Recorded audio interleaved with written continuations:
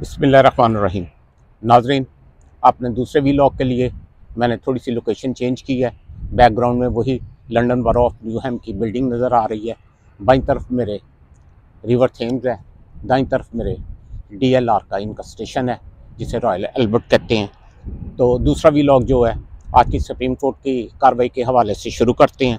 आज जैसे ही supreme court की कार्रवाई की शुरुआत हुई तो सबसे पहले आप लोगों ने सुना होगा कि हुकूमत की तरफ से अटॉर्नी जनरल के थ्रू एक जस्टिस मंसूर अली शाह जो कि बंदियाल कैंप के ख़िलाफ़ तस्वर किए जाते हैं, लेकिन उसके बावजूद हुकूमत की तरफ से उनके लिए एक एतराज़ आया तो उन साहब ने 1 मिनट का तौक़ुफ़ किए बगैर अपने आप को बेंच से अलहदा कर लिया।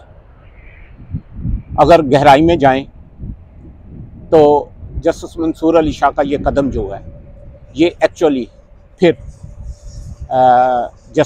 चीफ जस्टिस अता बंदियाल और मुज़ाहिर अली नकवी, जस्टिस इजाज़ुल हसन, इनके मुंह पे एक बहुत ज़ोरदार तमाचा था कि सिर्फ मेरे मुतल्लक एक रिश्तेदारी का कहा गया है और मैंने अपनी अलहदगी का इजहार कर दिया है।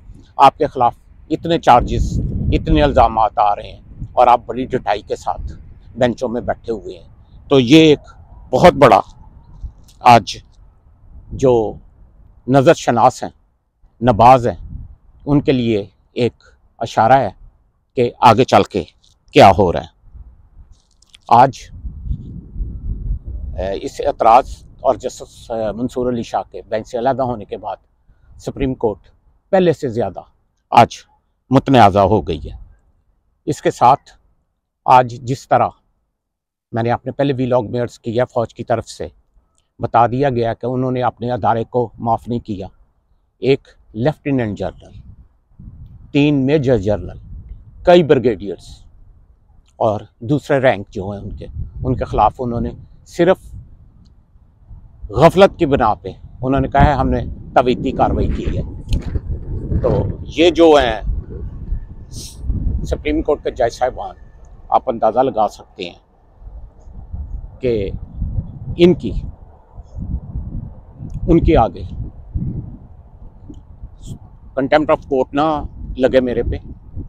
तो मैं अर्ज़ करता चलूँ, देखने वाली बात ये है कि एक लेफ्टिनेंट जनरल के ओहदे के आगे इनकी क्या हैसियत होगी जब इन पे इतने इल्ज़ाम आए हैं।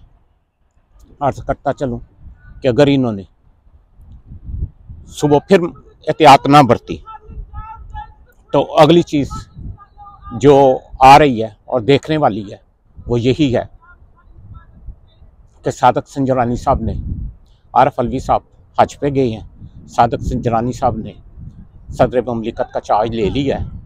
तो कोई वजह नहीं है कि जस्टिस बंदियाल, मुज़ाहिर नकवी और इजाज़ुल हसन के ख़िलाफ़ जो सुप्रीम जुडिशल काउंसिल के लिए रेफरेंस आ चुके हैं, सादक संजरानी साहब बतौर सदर उसकी मंजूरी दे दें और 1-2 रोज़ में ये जो सुप्रीम कोर्ट का बेंच बैठा हुआ है कि हम इस चीज़ का फ़ैसला करेंगे कि फ़ौजी अदालतें जो हैं सिविलियन के ख़िलाफ़ कार्रवाई कर सकती हैं कि नहीं, शायद 1-2 रोज़ में उनके ख़िलाफ़ सुप्रीम जुडिशल काउंसिल में रेफरेंस ज़ेर समात आ जाए और उनको काम से रोक दिया जाए। तो ये भी आज की बहुत बड़ी डेवलपमेंट है जिस पे मैंने आपसे बात करनी थी और बताना था आपको कि हालात किस करवट जा रहे हैं। अर्ज़ आपको कर दी थी। अमान अल्लाह।